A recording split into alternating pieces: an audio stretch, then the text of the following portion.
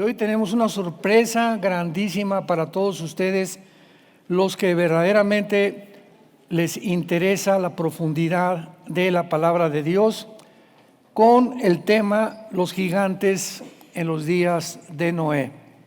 Los que traigan su Biblia, les pido que la abran en el Evangelio de Mateo capítulo 24, versículo 37 al 39. Encontramos estas palabras del Señor Jesucristo. Más como en los días de Noé, así será la venida del Hijo del Hombre. Porque como en los días antes del diluvio estaban comiendo y bebiendo, casándose y dando en casamiento, hasta el día en que Noé entró en el arca, y no entendieron, hasta que vino el diluvio y se los llevó a todos. Así será también la venida del Hijo del Hombre. Esta casi última señal de Jesucristo, para tratar de ilustrarnos o tener un punto de referencia a nosotros, de qué manera nuestra sociedad y el mundo en la que actualmente estamos viviendo se va a comparar con los días de Noé. No usó Cristo los días de David, ni los días de Abraham, ni otras generaciones que pudo Cristo haber usado.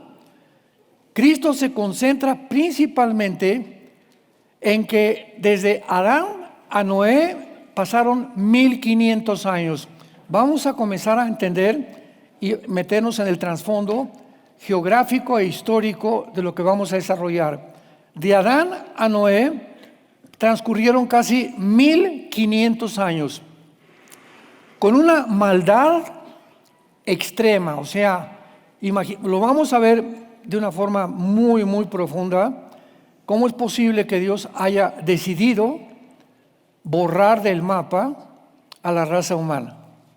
Imaginemos nada más el grado de maldad extrema a la que Dios tuvo que intervenir, porque el mundo estaba completamente corrompido y tenía que iniciarse una nueva generación que fue formada con Noé, su esposa, sus 3 hijos y sus 3 nueras. Entonces, el término los días de Noé se refiere a esta época bíblica de tanta maldad. Sin embargo, la maldad de la gente en ese tiempo es solo una parte de la historia, porque cuando interpretamos ya literalmente las palabras de Jesucristo, podíamos nosotros que realmente, ¿qué es lo que Cristo nos quería dar a entender? Vamos a ver los días de Noé, pero ¿qué hay ahorita en el siglo XXI que realmente se pueda comparar con los días de Noé? Porque siempre ha habido maldad, degeneramiento, degradamiento, etcétera, etcétera, pero había algo mucho más profundo que actualmente la raza humana, sin que se dé cuenta, ha entrado en esta área de maldad en el mundo científico y tecnológico. ¿Querría decir Jesús que la ciencia y la tecnología también estaban reflejando la generación de Noé? ¿Querría decir Jesús que también incluía la mezcla que hubo de ángeles caídos con mujeres humanas que produjeron una raza de gigantes de casi 4 o 5 metros de altura, con 12 dedos en las manos y 12 dedos en los pies? Vayamos ahora entonces a Génesis capítulo 6 e iniciemos nuestro estudio. Génesis capítulo 6. Y vamos a leer los primeros 4 versículos que dicen así: Aconteció que cuando comenzaron los hombres a multiplicarse sobre la faz de la tierra y les nacieron hijas, aquí me detengo. Los que traen papel y los que traigan, son los discípulos realmente de Cristo, que apuntan, que traen su cuaderno, pongan en una columna hijas de Dios. Cuando comenzaron a multiplicarse y nacieron hijas nada más.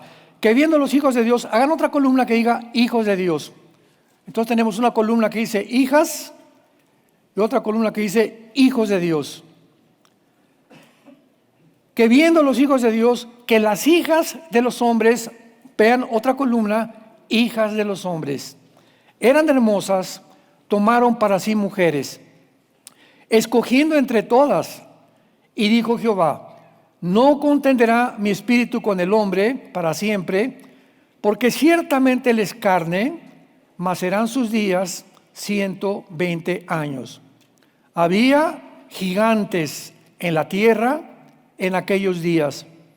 Y también, después que se llegaron los hijos de Dios a las hijas de los hombres, y les engendraron hijos, estos fueron los valientes que desde la antigüedad fueron varones de renombre.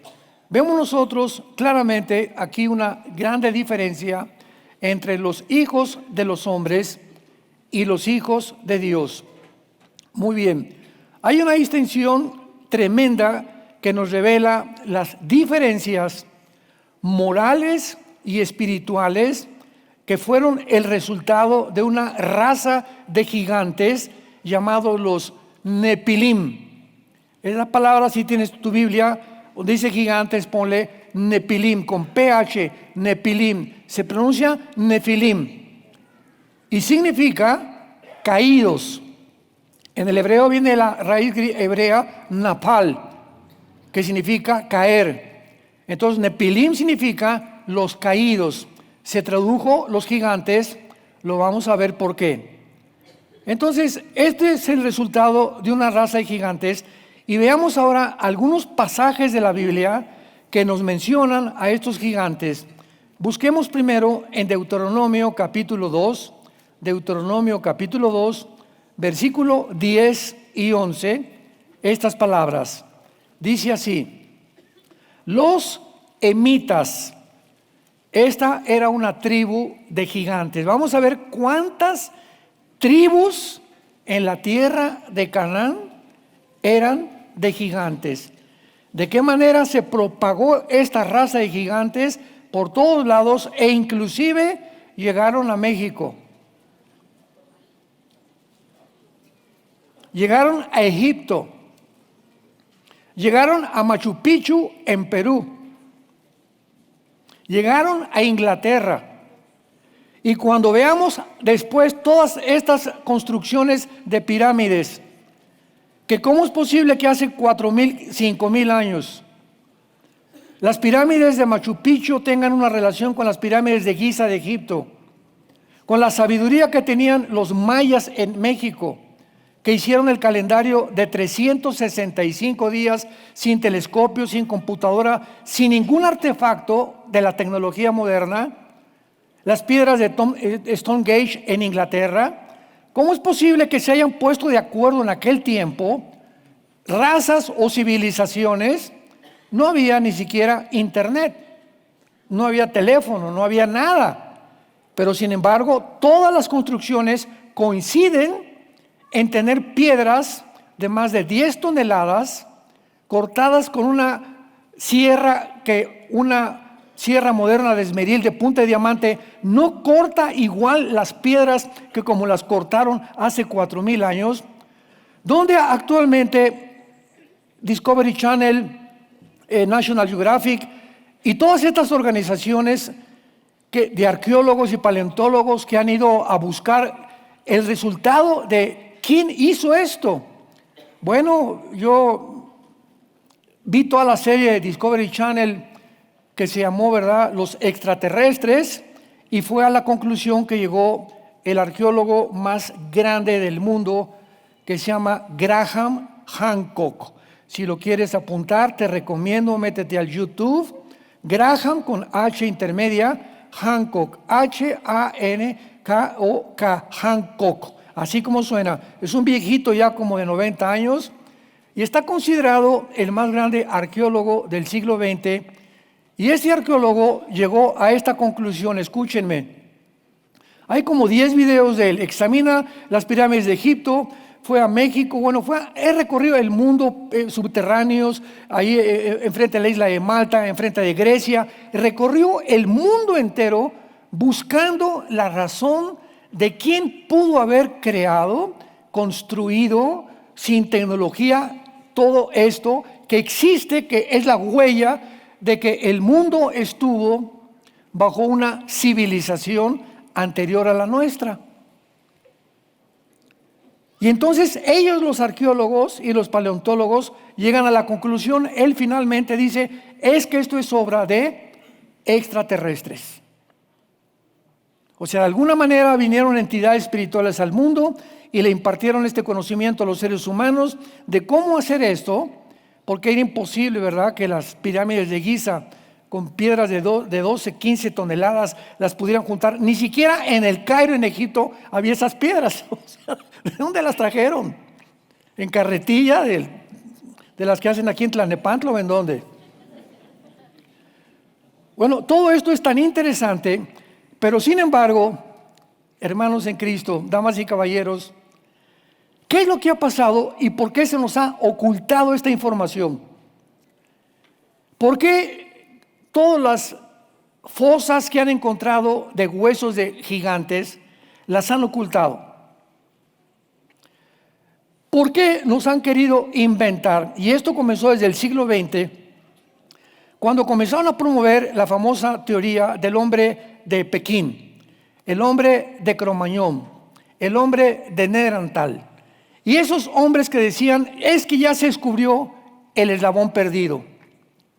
Porque a partir de 1900, del siglo XX, 1900 en adelante, Carlos Darwin, tu padrino, comenzó a postular de que el ser humano venía de una evolución de animales. Y que desde la amiba, ¿verdad?, se produjeron todo lo que venimos, todos somos el resultado de una evolución fortuita y accidental.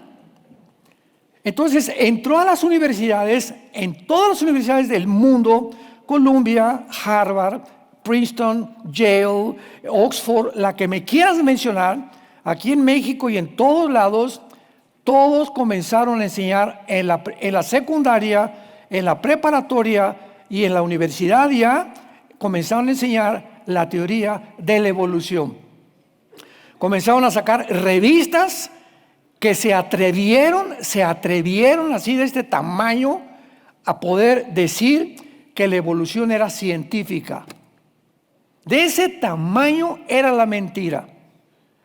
Y nunca se imaginaron que ya en 1860 un hombre llamado Gregorio Mendel había descubierto las leyes de la herencia y mezclando ciertos chícharos se descubrió que había algo que se transmitía de una semilla a otra semilla y que era exactamente del mismo color, pero cuando quería cruzar una semilla con otra semilla de otro árbol, por ejemplo, una uva, semilla de uva, con una naranja, ya no podía funcionar.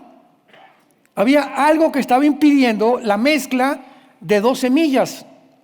Bueno, se enterró estos conocimientos de este científico y llegamos a 1954. En 1954 del siglo pasado, dos científicos llamados el doctor Crick, con CK Crick, y el doctor Watson, les dieron el premio Nobel de Medicina por descubrir la molécula del ácido desoxirribonucleico. En otras palabras, el ADN o el DNA en inglés. Y estos científicos ganaron el premio Nobel de Medicina el siglo pasado porque descubrieron que es imposible la mutación de una especie a otra especie, que es lo que están esperando, el eslabón perdido. Entonces, si tú mezclas el esperma de un caballo con una burra o cruzas a un caballo con una burra, ¿qué nace? Una mula. ¿Por qué? Porque se violó una ley genética que ya se expuso abierta y científicamente al mundo. ¿Y qué fue lo que nació? Una mula. Pero el resultado de la mula es que es híbrida. ¿Por qué? Porque ya no se puede reproducir. Y es increíble que la Biblia comience en la primera página de la Biblia, Génesis capítulo 1, del 11 al 12, que Dios comienza este libro maravilloso estableciendo, postulando las leyes de la herencia. Veamos rápidamente, ahorita regresamos a Deuteronomio, Génesis capítulo 1. Vean ustedes qué maravilloso libro tenemos en las manos. La primer página de las Sagradas Escrituras. Esto para que se lo muestres a tu maestro de historia que todavía cree en Chita. Dice el versículo 11, Génesis 1, versículo 11. Después dijo Dios: produzca la tierra hierba verde, hierba que dé semilla, árbol de fruto que dé fruto según su género. Vayan subrayando según su género.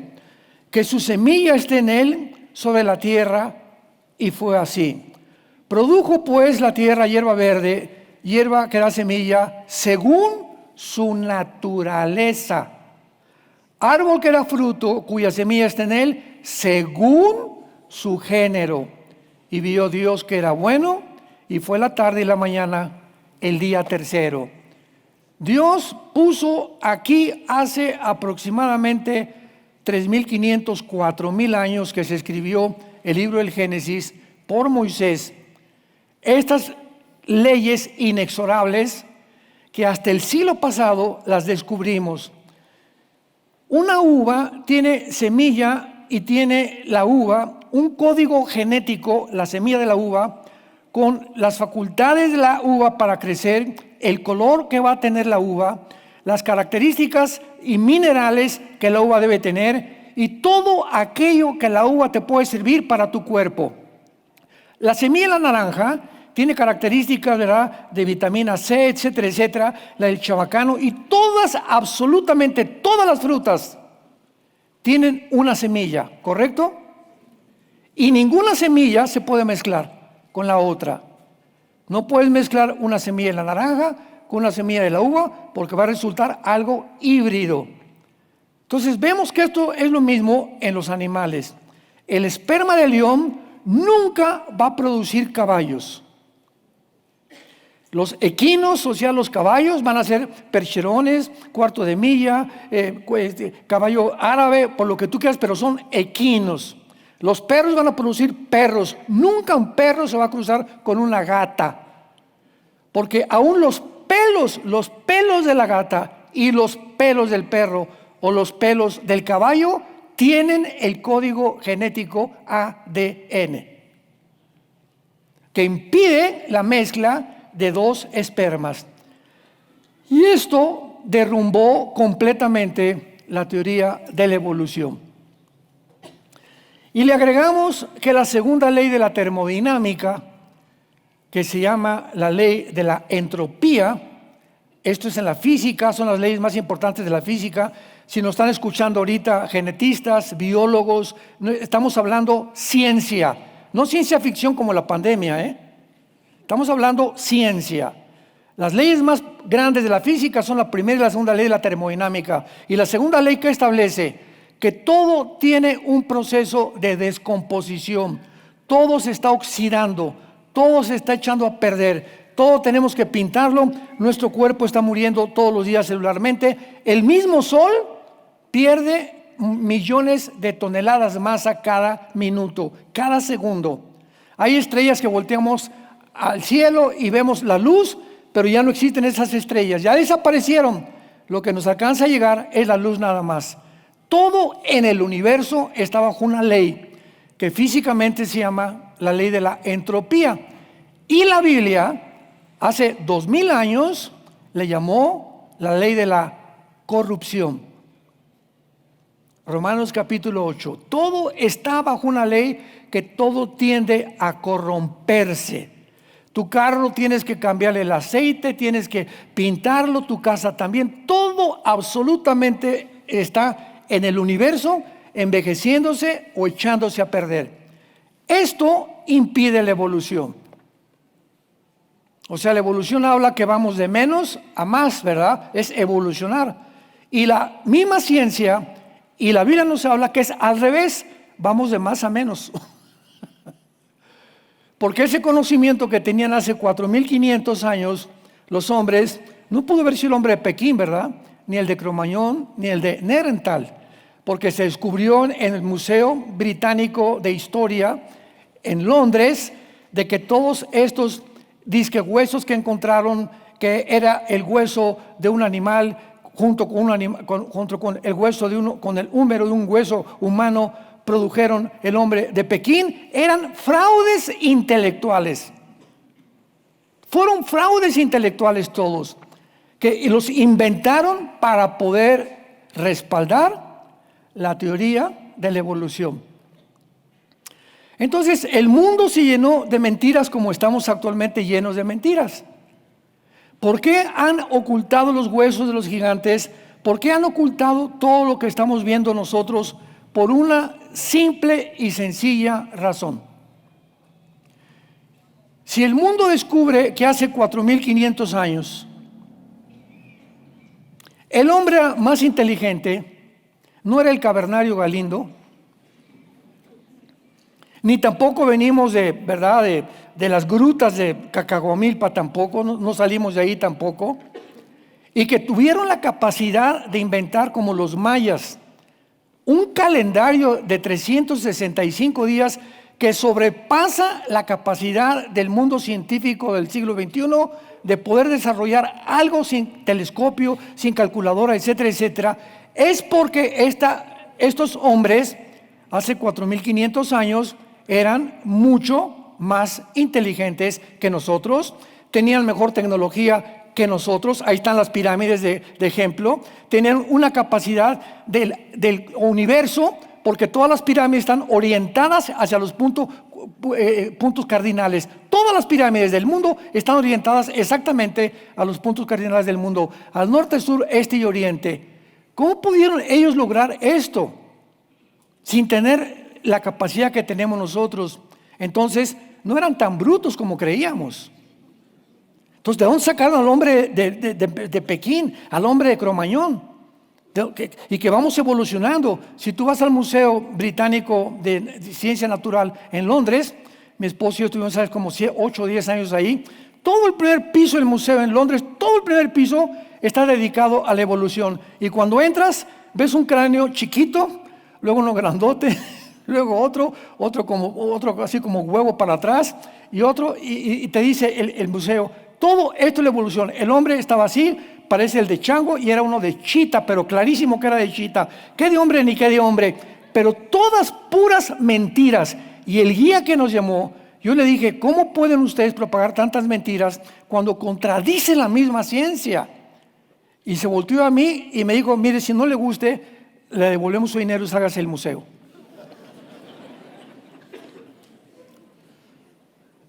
Es increíble.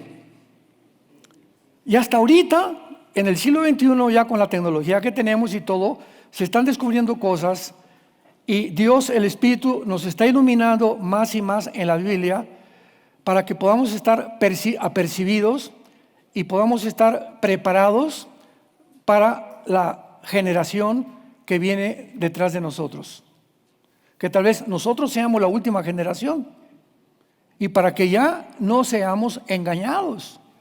Ustedes no son hijos de las tinieblas, le dice Pablo a la iglesia de Tesalónica. Somos hijos de la luz, y es hora que despertemos. ¿Cómo nos engañaron con la pandemia? ¿Cómo fue posible que pudieran atreverse a mezclar la ciencia con la mentira y la gente se tragara la mentira y lo creyéramos? ¿Cómo es posible que el mundo haya llegado a ese punto? Es que esto es la repetición, como dijo el escritor Agustín Laje, ¿verdad?, a un libro que acaba de escribir que se llamó Generación de Idiotas. Así se llama su libro. Y él explica que la palabra idiota no es una grosería, viene del griego y es una persona que una vez que comete un error, lo siga cometiendo 2 veces, y 3 veces, y 4 veces. Y en el griego, cuando tú haces y repites lo mismo, eres un idiota. Aquí tiene otra característica, ¿verdad? En el lenguaje castellano, como nos expresamos. Pero así le puso su libro, Generación de Idiotas. O sea, generación tras generación, los mismos errores repetimos. Vean, el comunismo, se demuestra que en el siglo XX fracasó el comunismo, fracasó el socialismo, y vuelven a desenterrarlo otra vez. La generación de idiotas lo vuelven a enterrar, y otra vez lo mismo, y otra vez lo mismo, porque así es el ser humano. El ser humano vive engañado. Vivimos engañados. Y la historia nos enseña que no aprendemos de la historia. El hombre que no aprende la historia está condenado a repetir la historia. Vayamos entonces y continuemos en Deuteronomio. Les dije que van a aprender cosas muy, muy, muy interesantes y que no se enseñan ya. Gracias a Dios que tenemos la Biblia. Deuteronomio 2, versículos 10 y 11. Los emitas. La palabra emita es en el hebreo terribles. Para que los que trajeron su Biblia, ahí le apunten terribles arriba. Los emitas habitaron en ella antes, pueblo grande y numeroso y alto como los hijos de Anac. Por gigantes eran ellos tenidos como los hijos de Anac, y los moabitas los llaman emitas. Veamos el versículo 20 y 21 del mismo capítulo. Por tierra de gigantes fue también ella tenida. Habitaron en ella gigantes en otro tiempo, a los cuales los amonitas llamaban sonsomeos. La palabra sonsomeo significa poderosos. Pueblo grande y numeroso y alto como los hijos de Anac, a los cuales Jehová destruyó delante de los amonitas. Estos sucedieron a aquellos y habitaron en su lugar. Vayamos ahora al capítulo 3 de Deuteronomio, versículo 11. Porque únicamente Og, recuerden, durante toda esta serie, este personaje llamado Og, rey de Basán, es el mero personaje protagonista de la raza de los gigantes, y es de los últimos que sobrevivió. Y es interesante, ahora sí pongan mucha atención, que se le llama rey de Basán. Se me lo voy a poner aquí un mapa, pero Basán, para más o menos los que tengamos una idea geográfica, está Siria, está arriba, los voy a orientar mejor. Está Israel, Jerusalén, y nos vamos hacia el norte de Israel, está Galilea, ¿verdad? El norte de Israel. Y Galilea es la frontera arriba de Israel con Siria, es la parte norte de Israel. Y exactamente arriba de Siria, o sea, casi cerquita de Israel, está la tierra que se llama de Basán, donde dice el libro de Enoc que descendieron 200 ángeles, y que ahí fue donde planearon ellos el asalto de Génesis capítulo 6.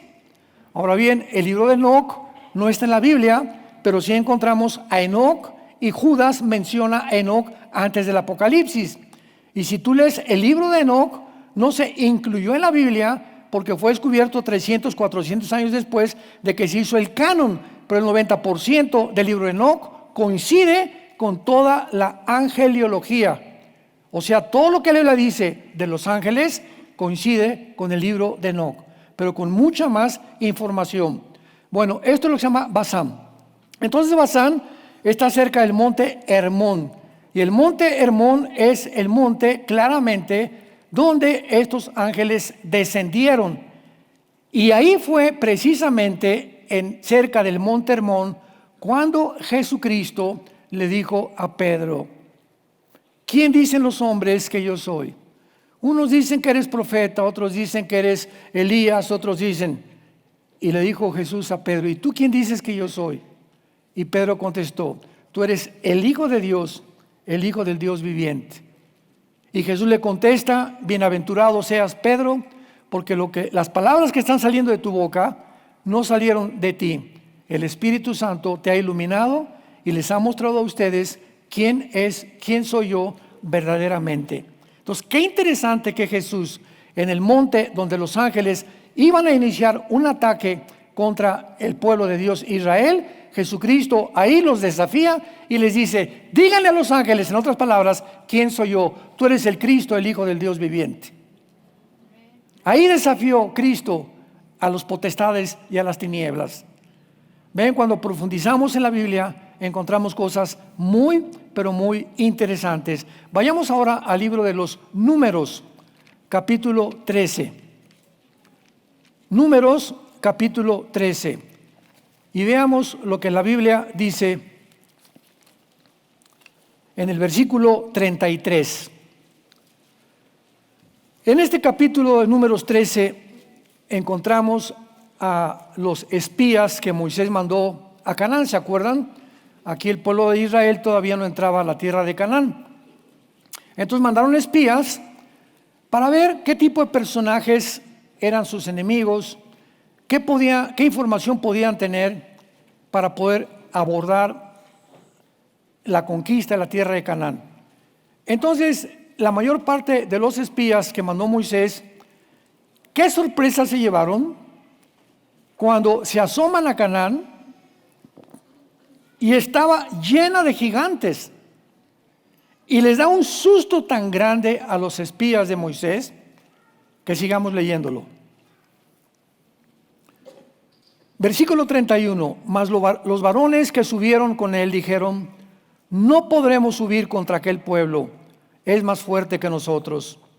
Y hablaron mal entre los hijos de Israel de la tierra que habían reconocido, diciendo: la tierra por donde pasamos para reconocerla es tierra que traga a sus moradores, y todo el pueblo que vimos en medio de ella son hombres de grande estatura.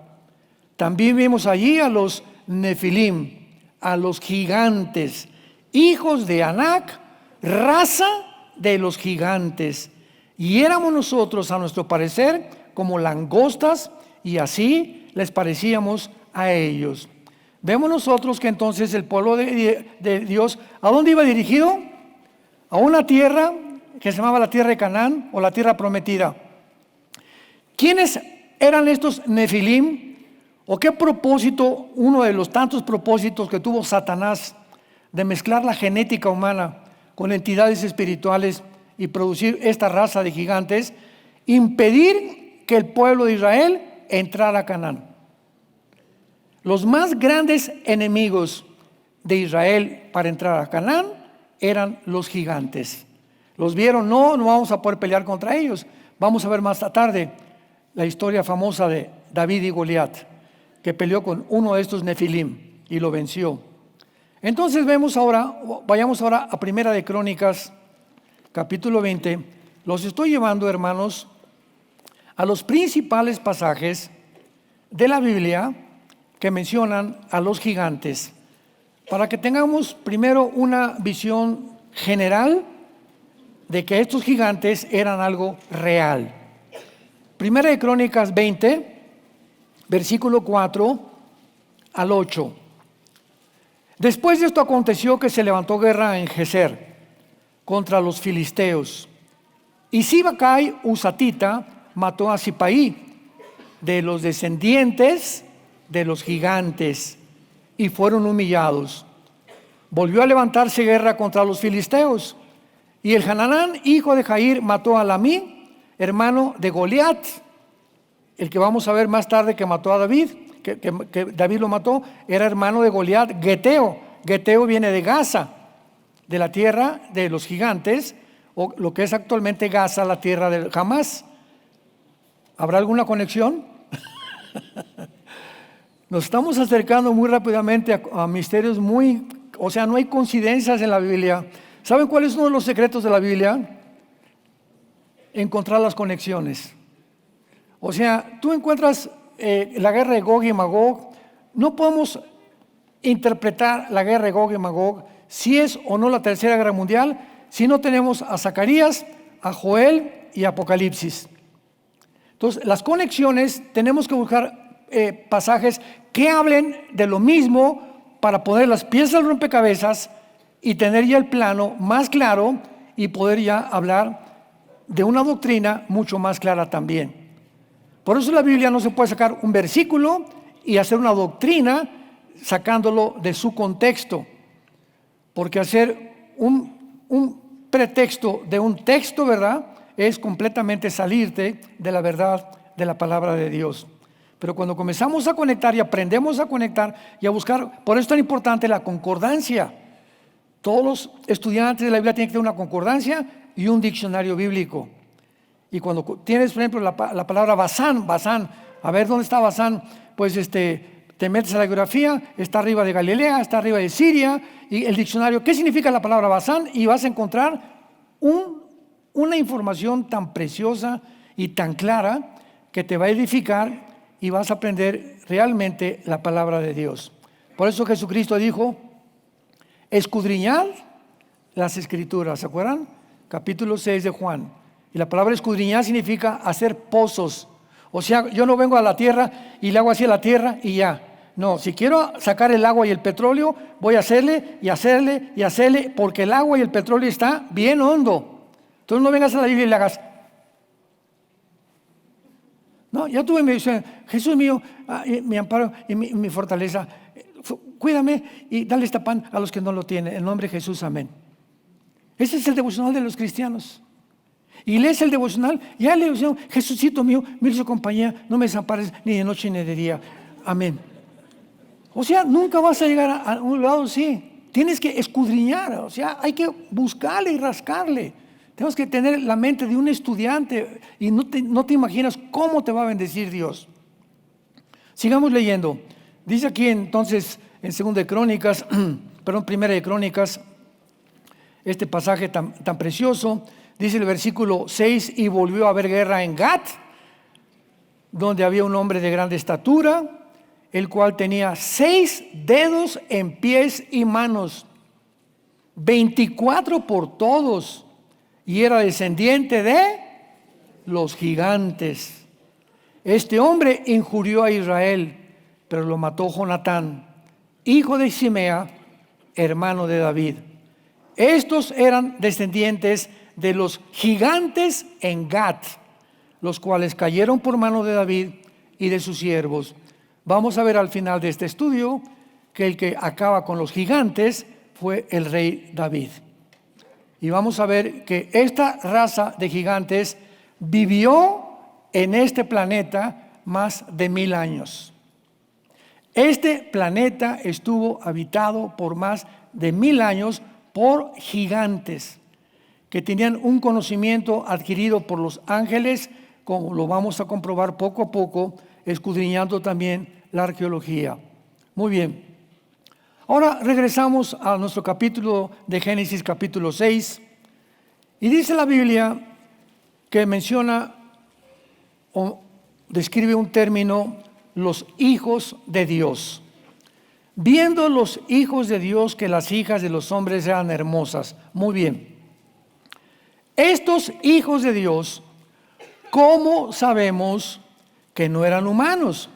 Bueno, en primer lugar, no dice, hay una distinción entre los hijas de los hombres, los hijos de los hombres, la palabra hombres en el hebreo es Adam, Adham, y la palabra hijos de Dios es Ben Elohim, en el hebreo que significa hijos del Altísimo, hijos de Dios. Entonces, en la Biblia encontramos este término que únicamente en el Antiguo Testamento, únicamente hijos de Dios se refiere a los ángeles. Vayamos rápidamente al libro de Job. Todo esto es el inicio de la explicación de esta serie que van a seguir ustedes en YouTube si les interesa seguirla. Y veamos en Job capítulo 1, versículos 6 y 7, estas palabras. Un día vinieron a presentarse delante de Jehová. ¿Quiénes? Los Ben Elohim, entre los cuales vino Satanás. Y dijo Jehová a Satanás, ¿de dónde vienes? Respondió Satanás a Jehová, de rodear la tierra y andar por ella. Capítulo 2 de Job, versículo 1. Aconteció que otro día vinieron los hijos de Dios para presentarse delante de Jehová. Y Satanás vino también de entre ellos, presentándose delante de Jehová. Vemos nosotros ahora en Job 38, saltémonos al capítulo 38 de Job, versículo 4 al 7. ¿Dónde estabas tú? Le está preguntando Dios a Job. ¿Dónde estabas tú cuando yo fundaba la tierra? Házmelo saber, si tienes inteligencia. ¿Quién ordenó sus medidas? ¿Lo sabes? ¿Quién extendió sobre ella cordel? ¿Sobre qué están fundadas sus bases? ¿O quién puso su piedra angular? Cuando alababan todas las estrellas del alba y se regocijaban todos los hijos de Dios. ¿Qué nos menciona este pasaje? Que antes que Dios creara a la raza humana en nuestro planeta, donde estamos, ya existían Jailel o Lucifer, como se le llama en el hebreo, a Lucifer, y los ángeles que después se rebelaron la tercera parte contra Dios. Pero cuando Dios estaba formando la tierra y los ángeles vieron, Dios les permitió y les dijo, miren, a la tierra, no voy a decir que aparezca la tierra y que aparezca el sol. Dios no es así. Dios les dijo a los ángeles, esta tierra tiene que tener medidas, tiene una medida perfecta la tierra. Dice, cuando trazaba yo cordel sobre ella.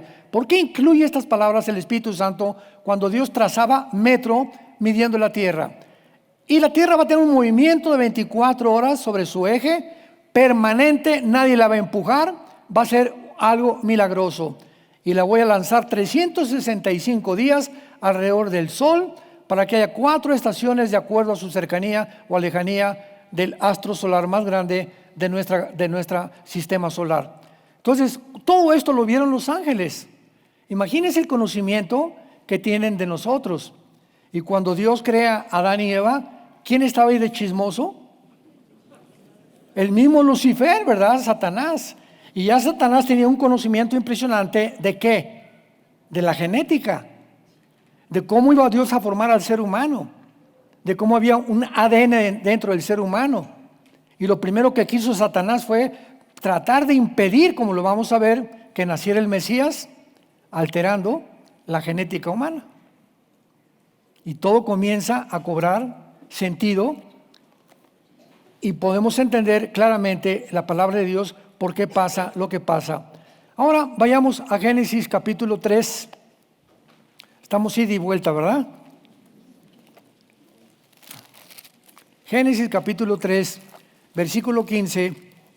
Y vamos a ver uno de los versículos más misteriosos, más controversiales de toda la Biblia, y que a la luz de los descubrimientos de la genética actual comienzan a cobrar sentido. Génesis 3, versículo 15. Y pondré enemistad entre ti y la mujer, entre tu simiente y la simiente suya. Esta te herirá en la cabeza y tú le herirás en el calcañar. Esta es la primera promesa en la Biblia,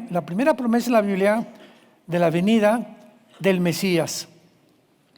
Pero esta promesa está involucrada con la genética, con la biología, con la geografía y con la mayor parte, ¿verdad?, de muchas disciplinas académicas que ahora en el siglo XXI cobra sentido para nosotros.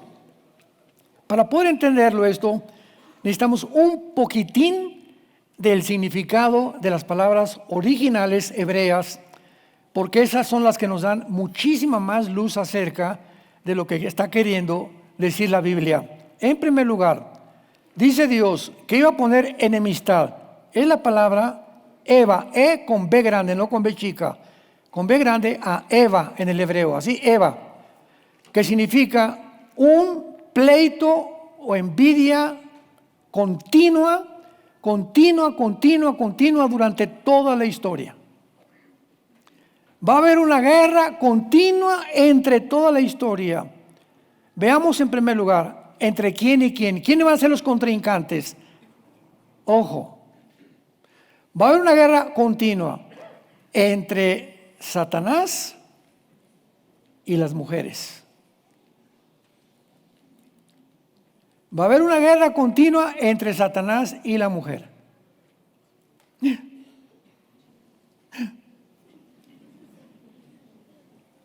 Y esta guerra continua, ¿a quién creen ustedes que va a usar Satanás? ¿Por qué?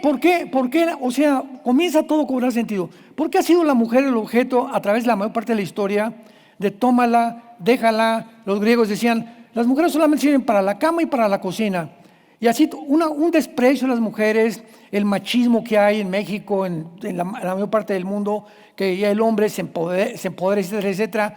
Y viene la Biblia con esta información para romper ese patrón con el cual nacimos, ¿verdad? De maldición, y porque el instrumento que el diablo iba a utilizar para las mujeres sería a nosotros los hombres. Los hombres serían el instrumento de Satanás para lastimar a las mujeres. De ahí entendemos por qué los hombres han abusado de las mujeres a través de toda la historia. Y por qué cuando nos convertimos, venimos a la Biblia, Efesios 5:25, maridos, amen a vuestras mujeres como yo los amé desde la cruz. Me convierto a Cristo y todo lo que mi papá me dijo, no, que las mujeres y con la cuarta del caballo hay que darles por detrás también, y que si no se suben al caballo esto y el otro, y machos y esto y por aquí y por allá, y entra Jesucristo en nuestras vidas y nos comienza a sacar ese programa de hace siglos que el diablo nos metió a través de las generaciones anteriores, y ahora el hombre cristiano es el hombre que comienza a ver a la mujer como algo y compañera de su gracia y la trata con sabiduría para que sus oraciones no tengan estorbo. Lo primero que cambia Dios a un varón es su perspectiva de ver a su esposa con ojos de amor, de compasión, de misericordia, de tratarla, ¿verdad?, con cariño, de empatía hacia su mujer. Es nuestra amante, nuestra esposa, la madre de nuestros hijos. Es algo muy sagrado en el matrimonio, y por eso el matrimonio es la institución más santa que existe, porque del matrimonio viene nuestra semilla, que son nuestros hijos. Entonces esta guerra ha continuado. Viene Jesucristo hace 2000 años, nos deja la Biblia y comenzamos nosotros a cambiar. ¿A qué vino Jesús? A cambiar nuestra manera de pensar. Si tú te llamas cristiano o varón y tú sigues tratando a tu mujer o a las mujeres, o no puedes ver una mujer más que desnudarla de la cabeza a los pies, no las puedes ver con pureza ni con transparencia, tu vida cristiana es un mito. No creo yo que seas cristiano, porque Jesús no viene solamente a darnos información, viene a cambiar esto. No esto, viene a cambiar esto, el corazón. Y mi corazón tiene que ser de amor, de respeto a las mujeres. Y cuando yo hago esto, y Dios ve que estoy haciéndolo porque lo obedezco y creo que es la verdad, ¿qué pasa? El Salmo 138, bienaventurado el varón que teme a Jehová. Su esposa será como la vid, como plantas alrededor de su casa, sus hijos como plantas de olivo alrededor de su mesa. Estas bendiciones son las que tiene el hombre que teme a Jehová.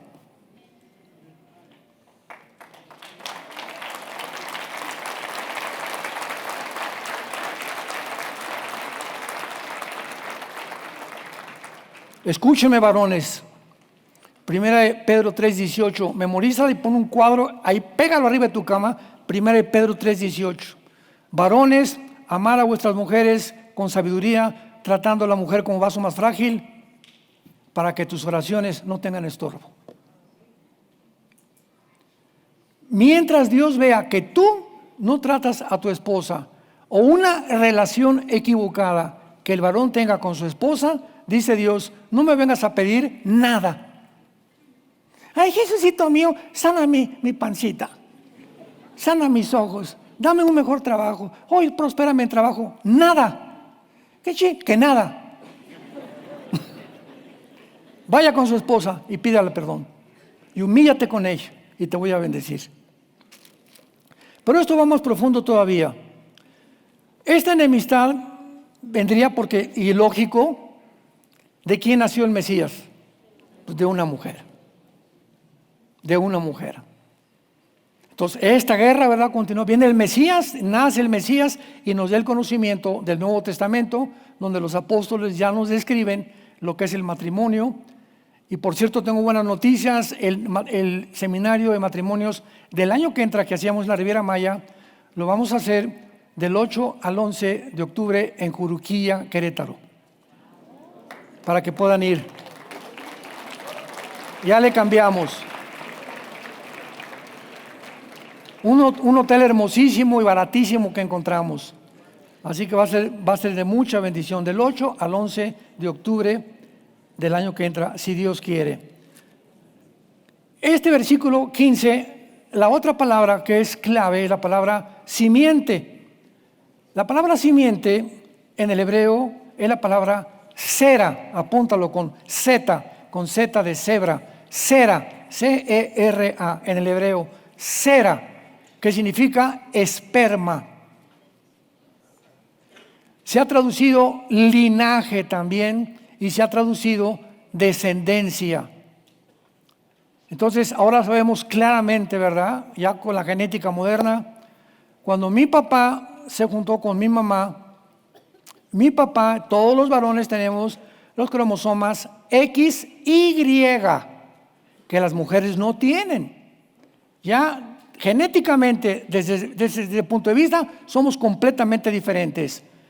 La mujer tiene los cromosomas XX. Entonces se junta mi papá con mi mamá y los 23 cromosomas de mi papá, ¿verdad? Entra un esperma XY a mezclarse con 2X y forman un cigote.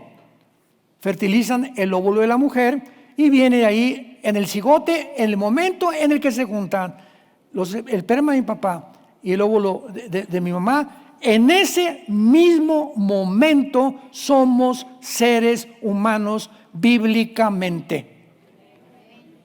No a los 5 días ni a los 10 días, en el momento de la fertilización ya está todo el material genético de mi papá y de mi mamá en la persona que yo iba a ser y que tú ibas a ser. Ahí ya somos seres humanos. Entonces, este esperma, ¿verdad?, que el hombre produce es el que fertiliza el óvulo de la mujer.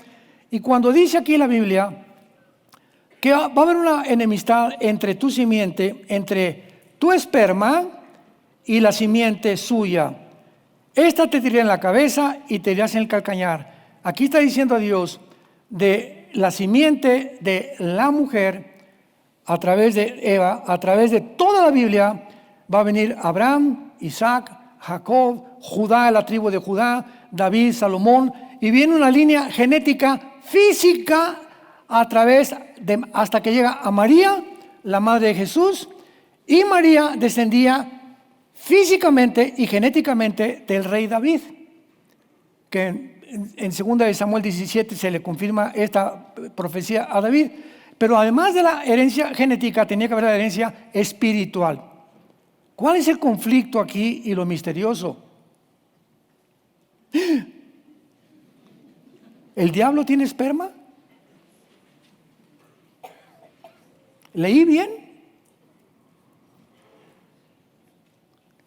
De tu semilla, mujer, viene el Mesías. Pero el diablo, también tiene una semilla. Y de esa semilla, ¿verdad?, vendrá, ¿quién? El anticristo, que será la obra maestra final de Satanás, a quien finalmente Jesucristo, 2 de Tesalonicenses 2, del 5 al 8, lo matará con el resplandor de su venida. Ahora, qué interesante esto. Vamos a seguir rápidamente esto. Vamos a profundizar más después, se nos acabó el tiempo. Cuando Jesucristo se enfrenta a los fariseos, Juan 8:44, llegan los fariseos a denunciarlo, a atacarlo a Jesucristo, y les dice Jesucristo, ustedes, escuchen lo que les dice, ustedes son hijos de vuestro padre el diablo. Y los deseos, o sea, estos deseos satánicos de matar, de robar, de envidia, de poder, de egoísmo, no vienen de Dios, vienen del enemigo. Ustedes son descendientes de él. Porque él ha sido homicida desde el principio, o sea, que Caín, estaba diciendo Jesús, estaba poseído ya por el diablo. Él ha sido homicida desde el principio. ¿Quién fue el primer criminal? Caín. Y los deseos de vuestro padre queréis hacer. Luego vamos a 1 de Juan, capítulo 3, el apóstol Juan dice, porque Caín era del maligno. En el original griego dice que Caín pertenecía al maligno. Número 4, en la genealogía de Lucas y de Mateo no aparece Caín. ¿Cómo? Si era el primogénito. Y el primogénito es el primero que tiene que aparecer. Pues no aparece en la genealogía de Lucas ni de Mateo. Y estos puntos son conexiones, dots le llamamos, ¿verdad? Que estamos uniendo y tenemos ya un panorama mucho más claro para poder comenzar a entender cómo estuvo la mezcla de los ángeles caídos con las mujeres. Pero sin toda esta información no podríamos llegar a ninguna conclusión. Esperemos la segunda conferencia. Que Dios los bendiga y le damos gracias a Dios por su palabra, por mantenernos firmes en la esperanza a la que Él nos ha llamado desde el principio y por saber que podemos exclamar con el corazón en esta tarde, oh profundidad de los conocimientos y de la sabiduría de Dios, cuán inescrutables son tus juicios y grandísimas tus veredas y la forma de pensar. Oh Dios, danos un espíritu, Señor, de conocimiento en tu palabra.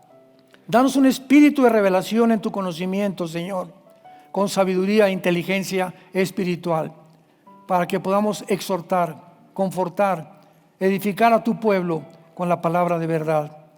Y en esta mañana, entrégale tu vida a Jesucristo si tú todavía no la tienes. La Biblia te va a ser abierta, como nos ha sido abierta a los que comenzamos a comprender la profundidad de ella, y nos alegra el corazón de saber que es como una lámpara a nuestros pies, como una lumbrera en nuestro camino, que nos guiará por tierra firme y hacia la meta segura, al otro lado de la orilla, donde vamos navegando en un mar tempestuoso que es la vida y que es el mundo, pero que las tormentas del mar no nos impedirán llegar a donde nos está esperando el Señor Jesucristo, que puede convertirse en esta mañana en el Señor de tu vida y en tu Salvador, de tú y tu familia, en su nombre precioso. Amén.